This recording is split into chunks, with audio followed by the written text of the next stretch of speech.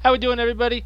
Old Papa G's here, and in today's video we're going to be going over a tier list for melee classes, melee specs specifically, in Shadowlands. I'm going to be going over every single spec that's in the game for melee, and then we're going to break them down in a tier list style, going from D tier all the way up to S tier. Now I know it kind of looks like it's a little bit busy on the screen, because I have an A plus tier and I have a D tier, but for me I feel like I wanted to separate a little bit and not make it so compact. And I felt like doing it this way, I could give a little bit more attention to detail of why, for example, someone's in the A plus tier rather than the A tier, and why they're not in the S tier. It feels like it's necessary. Unlike the casters and the healers, how it's all like, well, for the healers specifically, there's only so many of them, so you can spread it out nicely, and you can notice the difference. Where with casters, it also feels like a lot of them are bundled up together, whether they're all in the A tier and the S tier. They all kind of feel very leveled out. Whereas for melee, some of them feel like they are lacking in one department and they're really strong in the other, where some of them are really strong in all departments. As of right now, this meta is extremely bursty, and due to that, you kind of need to have either really strong off healing and defensives, and then also bring the burst to the table, and not everybody has all three of those. So that being said, I wanted to separate it a little bit more. I also made my healer tier list today for obviously the update after the recent nerfs and the patch. So I'm also going to leave that link in the description. And that's about it. And before I start, I just want to say I'm greatly appreciative of everyone that's been supporting my channel. I've been noticing a nice steady growth, and I'd like to keep that going. So if you do enjoy my content, I would greatly appreciate any like or sub to my channel. I'm trying to keep out the content, trying to keep it coming out. I don't want to reiterate the same thing, so I try to wait for the most updated information from patches and from MMO Champion, and then as I play and climb the ranks in Arena and RBGs, and I notice some things, as long as new videos coming out from Skillcapped and other pro players, I like to condense the video and put all the information in together, and it just makes it feel a little bit more professional. So yeah, so all that being said, let's jump into it. Oh, and we're going to start from the D tier and then obviously work our way up to the S tier. Alright, so now let's just jump right into it. And we got our D tier. There's only one thing in the D tier, and that's going to be Fury Warrior. As I said, I'm going to be spreading it out a little bit more, and it just feels like Fury belongs to be all by itself on the very, very bottom. So, a few things before I start with Fury. First off, not a ton of data on Fury because it doesn't get much gameplay, and that's due to how good Arms Warrior is in reality of it. It's kind of similar to the situation with Holy and Discipline Priest, where one spec is really shining and the other one, you can feel that it's lacking, so most people don't even give it the time of day. So that's kind of being the same exact situation here. I don't believe Fury is bad in general. I mean, in general PvP, I know I have it in the D tier because this is more about Arena, but in general PvP, like 1v1 and BGs, it does have a decent amount of sustain and healing, but for Arena, things are really much different. I mean, dueling in BG, it surprisingly has it's something to shine, I guess. The mobility with their PvP talent, with Blood Rage, and they have good self healing. But they're one of those specs that it just feels like they get outshined in every department, not only by arms, but almost every melee. So and like I said, this is about Arena. So compared to Arms, Fury is a joke really for Arena. You don't have Immortal Strike effect, which is a big deal. You would think they would give that to them. And all the utility that Arms brings that makes them so great is Fury doesn't have any of it. Lastly, it has low consistent pressure and damage. And pressure isn't anywhere near as high as it needs to be with this meta. It's just, it needs to be high. You have to offer some sort of burst like that, or sustain, something. And like I said, in most situations, Fury gets outshined in every category for every melee. So I don't want to waste too much time on them. Oh, and the one thing I also do want to say is I'm literally, the way it looks on the tier list, if I have it last in the tier, that literally means that the other one that's in front of it is better. So next we have Assassination. Okay, so Now I know for a lot of players after subs nerfs, they thought they were done, and that actually ended up being way off. They needed the nerf, and they're still really good even after the nerf. It just needed to be leveled out. So not only that, assassination kind of got ruined themselves. They also received a nerf to their main hitting move, Venom, with like their big damage. So that was actually a big nerf for them as well. Sub is just preferred in all situations, similar to how Arms is to Fury. Sub could stun multiple targets at once, where Assassination can't. They have less CC, they have less damage, not as good as an opener, less mobility, less consistent pressure. Your best option, honestly, would be to pick Sub. I mean, if you're one of those players, and I know they're out there that pick the spec over class, in this case, just always make sure you team up with a mage. You're going to always want to be with a mage in order to help yourself out.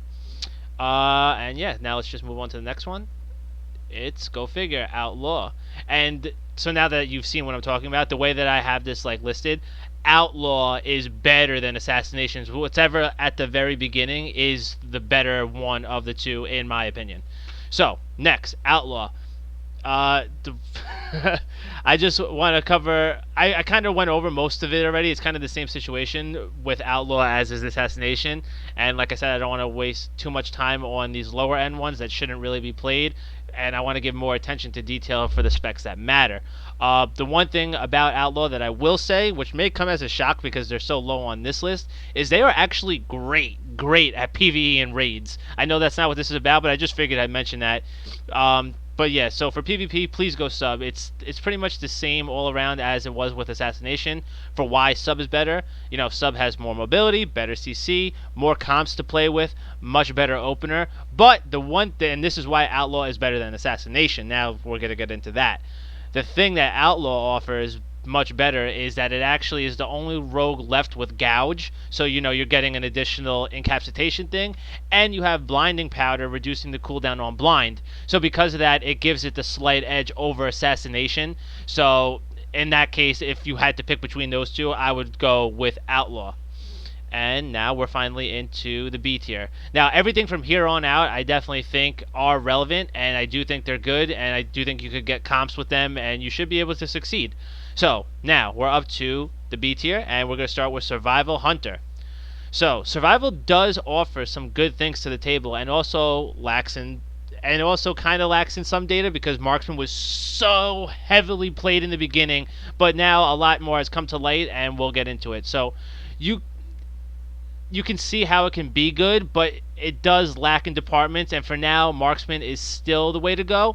But it does have good sustained damage, decent bursts with coordinated assault, and good utility with Roar of Sacrifice, Mending Bandage, and obviously they have a wide variety of traps, actually more than Marksman, and they have an instant CC, instant stun rather, with Intimidation. Now let's go over the bad. No overwhelming consistent pressure or off healing like all other specs tend to offer one of those two. A lot of the times you literally need to have really consistent pressure or some sort of like off healing to like even it out. So that's why it's in the B tier. It also has to deal with pet issues. This is really, if it wasn't for this issue right now I'm going to go over, they'd probably go up a notch. So, the pet issue specifically is that pets right now get absolutely hammered still. They still haven't fixed this issue. It could literally just be from AoE damage and they still get destroyed, whereas it used to not be like that. And the same thing is if they get single targeted, then it's even worse. It's similar to how like BM is. Once the pet is done, pretty much so is the hunter. You'll have way less pressure. You'll have loss of some abilities. And as of right now, Res Pet is also a long cast. You'll most likely never get it off if they're really holding it down. So it's kind of a shame that that's like the thing that's really making them lack. All that being said, with slight changes here, whether if they got a little bit more damage and they fix that pet issue and any sort of nerf to Marksman, you might see a flip-flop eventually down the road for Shadowlands. And as of right now, I would say your best potential teammate to work with would probably be a Disc Priest and a Feral Druid. So, that being said, that's going to be it for Survival Hunter. Next up, we have Unholy Death Knight. So, Where Unholy really shines, again, it's kind of similar to Outlaw, is PvE due to, its dot spread and consistent damage from its pet as well. It also works well for BGs in dueling because it has more defenses and is really made for the longer fight in general. It just has more sustain than Frost does when I'm comparing the two. The playstyle from Frost is completely different. Unholy plays much better along casters and other dot users to apply like consistent pressure, and it makes the healer sweat a little bit. The meta right now is more about burning your cooldowns and killing the opponent within that cooldown. Unholy doesn't really offer that as much. That's really more of Frost style, which is why Frost is better in arena terms. Unholy is more about, dampening playstyle, which is really rare in this meta to even get to that point. Unholy works better, believe it or not, in 2v2 situations than Frost, because sustain and durability is better, but Frost is the clear cut for, bursting situations in 3v3s. If you really want to succeed with Unholy, you absolutely can. That's what I'm trying to say. Anything from the B tier up, you really, really can succeed. I would say your best option is to pair with an Arms Warrior or a Windwalker because they just synergize well. And if you're going to go with a caster, you would probably work best with a Shadow Priest. So that's going to be it for Unholy. Now next up, we got Frost Death Knight. Go figure it. So now for Frost. I just went over it a little bit during Unholy, but now I'll go a little bit further into detail. So for threes, as I mentioned, Frost fits right into the meta. It has huge burst windows and can really drop someone quick. It has great burst potential and really works well with arms and rep pally. It's also very, very easy to play, one of the easiest to play. You basically only have to work with about 10 buttons, 10 to 12 buttons. You don't have to think too much about it, which kind of gives you more of an opportunity to really master it, especially if you're a new player. One of the things it can do, it could pull a target in, and then it pops Abomination Limbs, and this could just drop people with also comboing this with Absolute Zero, which is their preferred legendary ability. Other than Asphyxiate, though, they really do lack in the CC department, unfortunately. As I mentioned earlier, Unholy is better for duels and BGs. Frost just isn't too good for solo PvP. They kind of need team support, but that's why they work better for 3v3s. One of the best things that they could bring to the table for Arena right now is they can combo their Death Grip, right? And they do it with Blinding Sheet. They Blinding Sheet all the opponents. They follow this up with Frost Wyvern. Then they use their Necro Lord ability, which Abomination Limb, and they're just hammering all of them. This will really end anyone. Pair this up with a Windwalker Monk or an Arms Warrior to add the damage to that exact burst window. Say goodnight, it's over. They really just fit in very well to this meta. And that's why they're in the A tier. That's why they start off the A tier. Next up, we have Demon Hunter. So, Demon Hunter. It really has come a long way, after BFA and the loss of a lot of that borrowed power and leech, things were looking bad for them, but things definitely have changed recently. They have one of the hardest hitting abilities in the game right now. It's so aggravating. It's their Night Fae ability. It's called the Hunt, so it's technically borrowed power, I guess, again. I hate this move. On my character specifically, I have 25% versatility on my character. I have item level 200, and I've still been hit for 16k with this ability. It's just unbelievable. This move is still, no matter what your versatility is, it will hammer you. Their mobility is some of the best.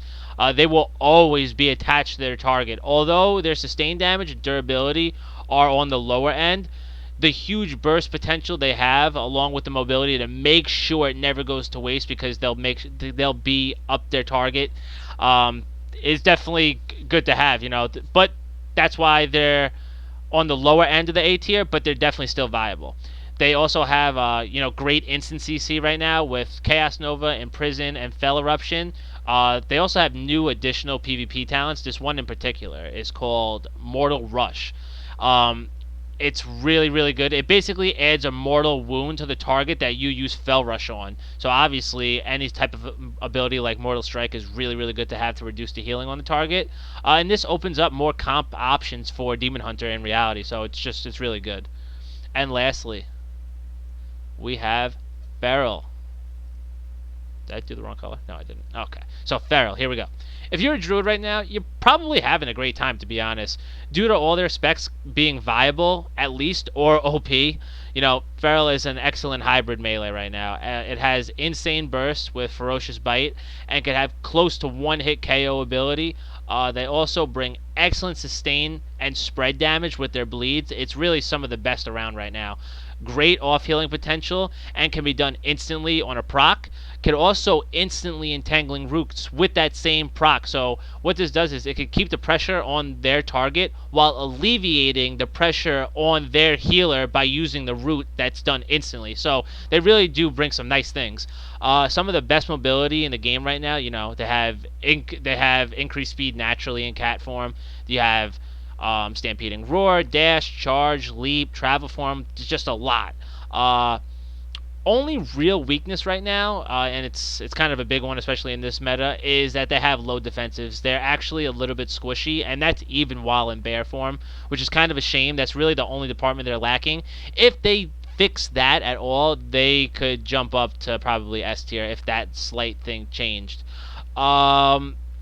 So yeah, some potential teams that you could work with is Discipline Priest. Actually, right now, Feral and Discipline Priest is one of the best twos teams in the game. And it really, the good part about that is, believe it or not, is it kind of really comes down to how good the Feral Druid is. So if you're the Feral Druid and you're really letting them have it, it really comes down on you for that team to succeed. And that's kind of a good thing sometimes. They also work really well with survival or marksman hunters, how they always have. They always work well with a hunter. They also work good with monk, Windwalker Monk, arms warrior, and fire mage. So that's going to cover it for the A tier now, and now we're moving along to the A plus tier. So the A plus tier is only going to have one in here, and I just felt like they were just right outside of the S tier in my opinion, but they are really good. And there's only the one weakness is why they're not in the S tier. So here it is. It's Enhancement Shaman. So this may come as a shock to some, but the time is here. Enhancement Shamans, they are in the top 5. Even though it's not the S tier, they are a top 5 class. I think they are slightly ahead of all those that are in the A tier, and that's kind of why I made this tier specifically. For reasons being similar to Ret, this is why they're good. They have huge burst off a short cooldown, great instant off healing that's just basically done off their moves. That's how the proc happens. And they have great mobility. That's where Ret's weakness is, and this is where Enhancement shines. But then you'll see, as I go on a little bit further, the healing difference right now is that Enhancement is on a limited resource with mana, whereas Ret doesn't have to deal with that because it's it's holy power. So that's kind of why I see them just looking into the S tier. Other utility obviously includes their totems, the healing stream totem, tremor, grounding, all great stuff. And now where their really, really big burst comes into, they have Doom Winds, Ascendance, and Bloodlust, aka Shamanism from the PvP talent. It's really one hell of a combination, and don't forget how strong Chain Harvest is as well. And yeah, if you didn't know right now, with their PvP talent, what it does is it turns Bloodlust into Shamanism. It basically makes it a 60-second cooldown and increases the haste by 20% instead. And yeah, that's pretty much it. Oh, and right now their sole weakness, which is another reason why I don't have them in the S tier. They're just looking into it. Is the defensive thing. It's the same thing with Feral. Right now, you could have all the burst in the world, but you also kind of need to be able to withstand it, unfortunately. And that's why Feral and Enhancement are just outside of it, is because of their defensives, which has kind of always been the case for Enhancement. That's kind of new for Feral because of bear form. But as of right now, unless things change, it'll probably stay just about this. And yeah, that's going to be it for the A plus tier. It's the only one in there. So next we have Ret. So, Ret Paladin. Ret Pally is considered to be, a hybrid spec, of course. It has good CC right now. Hodge is really good. They also have an incapacitation. It's strong. Insane burst off a short cooldown. They have to wait for their wings to proc with the Divine Toll, but it's really, really strong. Excellent off healing, probably the best on an unlimited resource with Word of Glory. Ret Pally's sole weakness is really their lack of mobility, which is why the Shamans have that. That's really the difference. Is that Ret is more durable with less mobility, and Shamans is the reverse. Enhancement Shaman. They it kind of makes them easy to kite at times, which is kind of annoying. You could almost waste wings at certain situations, which kind of makes you have to wait. But they're definitely really good. Their support of their off healing is unmatched. Word of Glory acts as an unlimited lay on hands, with the talent Healing Hands, making Word of Glory's heals increase by 100% based on the target's health. They also bring great utility with Bop, Blessing of Protection, Blessing of Sacrifice, and Blessing of Freedom. Another thing about them is their increased movement speed. This is one of the things that you absolutely need to pick. You could have 2 charges of your horse to increase your speed, and you could also attack while you're on the horse, which you're basically mounting up. And another thing is Blessing of Freedom increases in the PvP talent, increases your speed by 30%. You definitely absolutely need this, because that's where they're lacking. So unfortunately, you have to pick something along those lines to kind of alleviate that issue. And yeah, that's about it for Ret Paladin. And now next, we got Sub Rogue. Still in the top 3. I know it might come as a shock to some people, but believe it or not, they definitely belong in here. And it's kind of for a multitude of reasons. I mean, I know they've been throwing the Nerf hammer, but it really, in terms of arena, they just have so much to offer still. And on top of all that, Rogue Mage is still easily the best duo out there. They're just so good. Rogue Mage and Holy Paladin might be the best 3s team around. It's really, really good. The Rogue brings enough utility, fills the gap for classes. It works well with, mainly the main reason why they're in here right now is just all the stuns that they have to offer. They could help the Hunter with Thug Cleave, stun into a trap, and then obviously they work well with the mages because nothing shares a diminishing return. They're using their stun, mages are using Polymorph and Ring of Frost, and if they work with a priest, the priest is bringing a fear to the table. So like when they're paired with the proper teammates, there's really no stopping them if they play well. Sub Rogues are also the staples to set up the CC. Basically what I mean by that, they start off the stun, and that could go right into a polymorph, or it could go right into a trap. They basically set up their team to really hold one target down, and then their opener, when they come out of stealth to start bursting, really, really helps their team. They set the pace. And they still really have strong burst even after the nerfs. They have Echoing, Reprimand, Shadow Dance, Symbol of Death, and Shadow Blades. It's really one of the best openers around. With all that they have to offer, I definitely still see them being in the S tier. And now next, final 2. We got Windwalker Monk. So I would say, obviously, what number 1 is. This Arms Warrior. Pretty much Arms Warrior is number 1 on everybody's tier list, it feels like. So I'll say slightly behind Arms Warrior would be Windwalker Monk. Has good sustain and big single target burst, as well as good defenses. Where it outperforms Warrior, I would say, and most classes in general, is the mobility. Can easily chase down enemy targets or escape death. Most specs, as of now, have big burst, and then have to wait between 1 to 2 minutes before repeating. This is basically what it comes down to with how I just went over Ret a little bit. The best thing for Ret to do is they pop their wings, they burst. If they don't beat the target, you might as well just not even do Templar's Verdict at all. Don't waste anything. Don't waste your holy power on that, and just Word of Glory your team. Keep your team up until you could get your wings back, and then unload again.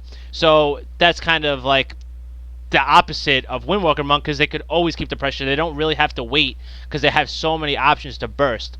It's one of the few that could really do that with that sustained type of damage. Rising Sun Kick and Fist of Fury have a high baseline damage. Also has great self-sustain without a limited resource. Again, it's the same type of deal.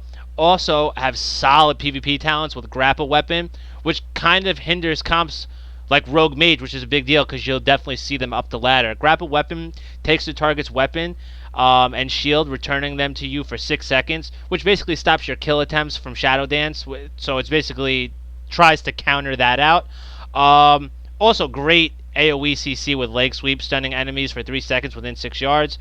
So all this really makes Windwalker Monk a top 3. I think they're top 2. And as of right now, it doesn't seem like it's going to change. They're just excellent. And lastly, we have Arms Warrior to end it off. They seem to be number one on everyone's tier list. They're really, really good when you go against a good one. So regardless of the recent nerfs to the Kyrian Covenant and Pelagos, Arms Warrior remains a top 3 melee option for sure. They bring excellent offensive and defensive utility, along with the best support of any melee. It's the best. Things like Mortal Strike, reducing healing effectiveness, Intervene, intercepting all melee and range attacks against your ally for 6 seconds. You're basically taking a stun off or silence, whatever. And then, of course, you have Stormbolt. It's a great stun for 4 seconds on a really short cooldown. It could also combo these moves well. So, for example, Intervene and Ignore Pain and Spell Reflection, or even Blade Storm and Mortal Strike. They're comboed well together. Arms Warrior, as of now, in 3v3 arena, seems to be the best melee option. The toolkit it brings to the table really just is unmatched. All that I've mentioned, and there's even more than that. War Banner, Sharpened Blade, just everything is just. They're just so consistent. PvP talents like Storm of Destruction as well, that's applying Mortal Strike to all the targets that are hit by it, which is kind of what I meant by comboing Blade Storm and Mortal Strike. Also has insane defensives right now, for arena paired with a healer. With Die by the Sword, Ignore Pain, defensive stance, Spell Reflection. It just has so much to offer. There's no doubt about it that they have to be in the top 3. They're, like I said, they're really number 1, and that's really going to cover it. So, that's it, guys, for this tier list. This covers the melee. Like I said earlier, I'm going to put my healer tier list also into the description, because after these updates, everyone wants to be informed. It's still very early in the season. I hope everyone's enjoying WoW right now. I think Shadowlands is great. I know most people have like a positive feedback about it right now, and I'm glad to see that. I'm glad the community is coming back into play. And yeah, all that being said, I hope you guys enjoyed the video and enjoying the content. If you are, I would greatly appreciate any sub to my channel. And as always, guys, thank you all for tuning in.